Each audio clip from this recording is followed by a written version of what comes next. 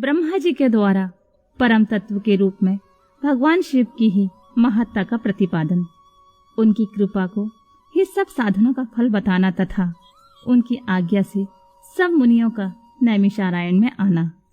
ब्रह्मा जी ने कहा, मुनियों, जिन्हें न पाकर मन सहित वाणी लौट आती है, जिनके आनंदमय स्वरूप का अनुभव करने वाला पुरुष कभी किसी से नहीं डरता, जिसमें संपूर्ण भूतों एवं इंद्रियों के साथ ब्रह्मा, विष्णु, रुद्र और इंद्र पूर्वक यह समस्त जगत पहले प्रकट होता है, जो कारणों से भी सृष्टा और विचारक परम कारण है, जिनके सिवा और किसी से भी कभी भी जगत की उत्पत्ति नहीं होती, संपूर्ण ऐश्वर्यों से संपन्न होने के कारण जो स्वयं ही सर्वेश्वर नाम धारण करते हैं, सब मुमुक्षु जिन शंभु का अपने हृदय आकाश के भीतर ध्यान करते हैं, जिन्होंने सबसे पहले मुझे ही अपने पुत्र के रूप में उत्पन्न किया और मुझे ही संपूर्ण वेदों का ज्ञान दिया, जिनकी कृपा प्रसाद से मैंने यह प्रजापति का पद प्राप्त किया, जो ईश्वर अकेले ही वृक्ष की भांति निश्चल भाव से प्रकाशमान आकाश में विराजमान है, जिन परम पुरुष परमात्मा से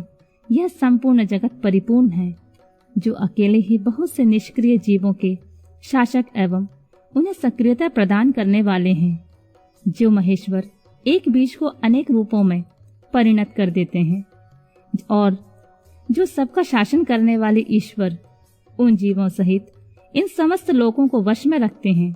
सब रूपों में जो एकमात्र भगवान रुद्र ही हैं, दूसरा कोई नहीं है, जो सदा ही मनुष्यों के हृदय में भली भांति प्रविष्ट होकर स्थित हैं, जो स्वयं संपूर्ण विश्व को देखते हुए भी दूसरों से कदापित लक्षित नहीं होते हैं और सदा समस्त जगत के अधिष्ठाता हैं, जो अनंत शक्तिशाली एकमात्र भगवान रुद्र काल से युक्त समस्त कारणों पर भी शासन करते हैं, जिनके लिए ना दिन है ना रात्रि है, जिनके समान भी कोई नहीं है, फिर अधिक तो हो ही कैसे सकता है, जिनका ज्ञान, बल, बुद्धि, क्रिया रूपा पराशक्ति स्वाभाविक एवं नित्य है, जो इस क्षर विनाशशील अव्यक्त प्रकृति पर तथा अमृत स्वरूप अक्षर अविनाशी जीवात्मा पर शासन करते हैं। उनका निरंतर ध्यान करने से, मन को उनमें लगाए रहने से तथा उन्हीं के तत्व की भावना करते हुए उनमें तन्मय रहने से जीव अंत में उन्हीं को प्राप्त हो जाता है। फिर तो सारी माया अपने आप दूर हो जाती है। उनके पास ना तो बिजली प्रकाश करती है, न सूर्य और चंद्रमा अपनी प्रभा फैलाते हैं, अपितु उन्हीं के प्रकाश से संपूर्ण जगत प्रकाशित होता है। ऐसा सनातन श्रुति का कथन है। एकमात्र महादेव महेश्वर को ही अपना आराध्य देव जानना चाहिए। उनसे श्रेष्ठ कोई दूसरा पद उपलब्ध नहीं होता। ये स्वयं सही सबके आदि हैं, किंतु इनका न आदि है न अंत है। ये स्वभाव से ही निर्मल, स्वतंत्र, परिपूर्ण, स्वेच्छाधीन तथा चराचर रूप है। इनका शरीर अप्राकृतिक, दिव्य है। ये श्रीमान महेश्वर लक्ष्य और लक्षण से रहित हैं। ये नित्य मुक्त होकर सबको बंधन से मुक्त करने वाले हैं। काल की सीमा से परे रहकर काल को प्रेरित करने वाले हैं।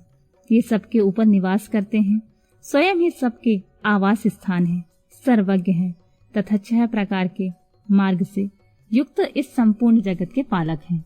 उत्तरोत्तर उत्कृष्ट भूतों से परम उत्कृष्ट हैं। उनसे बढ़कर दूसरा कोई नहीं है। अत्यंत आनंद राशि रूपी मकरंद का पान करने वाले मधुव्रत हैं। अखंड ब्रह्मांडों को मसलकर मृत्यु पिंड के समान कर देने की कला में पंडित हैं। उदारता, वीरता, गंभीरता तथा मधुरता के महासागर हैं। इनके समान कोई भी वस्तु नहीं है, फिर इनसे बढ़कर तो हो ही कैसे सकती है। ये उमा सहित है, समस्त प्राणियों के राजाधिराज के रूप में विराजमान है।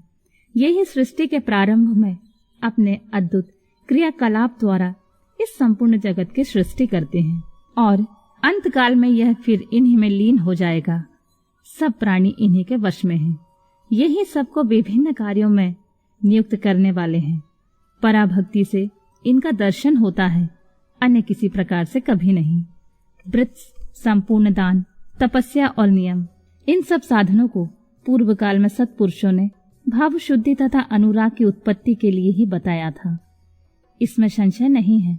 मैं भगवान विष्णु, रुद्रदेव तथा दूसरे देवता एवं असुर आज भी उग्र तपस्याओं के द्वारा उनके दर्शन करने की इच्छा रखते हैं। धर्मभ्रष्ट, मूढ़, दुष्ट और घृणित आचार विचार वाले लोगों को उनके दर्शन होना असंभव है। भक्तजन भीतर और बाहर भी उन्हीं का पूजन और ध्यान करते हैं। यह रूप 3 प्रकार का है, स्थूल, सूक्ष्म और इन दोनों से परे। हम सब देवता आदि जिस रूप को प्रत्यक्ष देखते हैं वह स्थूल है। सूक्ष्म रूप का दर्शन केवल योगियों को होता है और उनसे भी परे जो नित्य ज्ञान स्वरूप, आनंदमय और अविनाशी भगवत स्वरूप हैं, वह उनमें निष्ठा रखने वाले भजन पारायण भक्तों को ही दृष्टि में आता है। भगवत व्रत का आश्रय लेने वाले भक्त ही उसको देख पाते हैं। इस विषय में अधिक कहने से क्या लाभ है। गुहा से वे गुहातर एवं उत्कृष्ट साधन है। भगवान शिव के प्रति भक्ति, जो उस भक्ति से युक्त है, वह संसार बंधन से मुक्त हो जाता है, इसमें संदेह नहीं है। वह भक्ति भगवान शिव की कृपा से ही उपलब्ध होती है और उनकी कृपा से ही भक्ति ही संभव होती है। इस प्रकार ये दोनों एक दूसरे के आश्रित हैं। ठीक वैसे ही जैसे अंकुर से बीज और बीज से अंकुर होता है। जीव को भगवत कृपा से ही सर्वत्र सिद्धियां प्राप्त होती हैं। संपूर्ण साधनों से अंत में भगवान की कृपा ही साध्य है। अंतःकरण की शुद्धि या प्रसाद का साधन है। धर्म और उस धर्म के स्वरूप का प्रतिपादन वेद ने किया है। वेदों के अभ्यास से पहले के पुण्य और पापों में समता आती है। उस समता से प्रसाद, प्रसन्नता या अंतः शुद्धि का संपर्क प्राप्त होता है और उससे धर्म की वृद्धि होती है। धर्म की वृद्धि से पशु पापों का क्षय होता है। इस तरह जिसके पाप क्षीर्ण हो गए हैं, उस जीव को अनेक जन्मों में भी अभ्यास से क्रमशः उमा महेश्वर के तत्व का ज्ञान प्राप्त होकर उसके हृदय में उनके प्रति भक्ति का उदय होता है और उस भक्ति भाव के अनुरूप ही महेश्वर की कृपा प्रसाद का उद्रेक होता है। उस प्रसाद से कर्मों का त्याग होता है। कर्मों के त्याग का अभिप्राय उनके फलों के त्याग से है, कर्मों के स्वरूपतः त्याग से नहीं। अतः यह सिद्ध हुआ है कि कर्म फलों के त्याग से शिव धर्म में मंगलमय प्रवृत्ति होती है। इसलिए शिव का कृपा प्रसाद प्राप्त करने के उद्देश्य से तुम सब लोग अपने स्त्री पुरुष और अग्नियों के साथ वाणी और मन के दोषों से रहित होकर एकमात्र भगवान शिव का ही ध्यान करते रहो। इन्हीं में निष्ठा रखकर उनके भजन में तत्पर हो जाओ। उन्हीं में मन लगाकर उनके आश्रित होकर रहो। सब कार्य करते हुए मन से उन्हीं का चिंतन किया करो। 1,000 दिव्य वर्षों के लिए दीर्घकालिक यज्ञ का आयोजन करके उसे पूर्ण करो। यज्ञ के अंत में मंत्र द्वारा आवाहन करने पर साक्षात वायु देवता वहां पधारेंगे।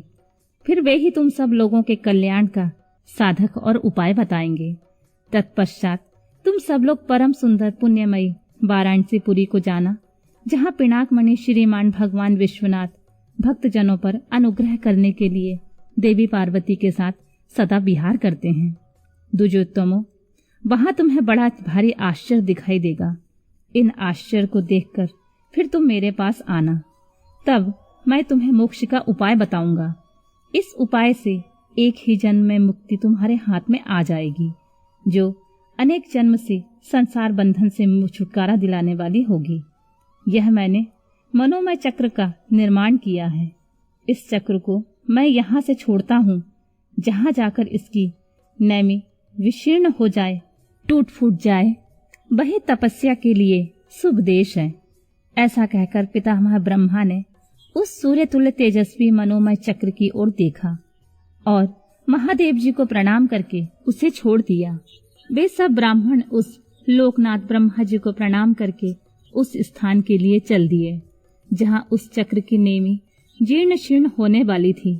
ब्रह्मा जी का फेंका हुआ वह सुंदर चक्र मनोहर शिलाखंडों से युक्त और निर्मल एवं स्वादिष्ट जल से पूर्ण किसी वन में गिरा, जहाँ चक्र की नेमी के शीर्ण होने से वह मुनि पूजित वन नैमिष नाम से विख्यात हुआ।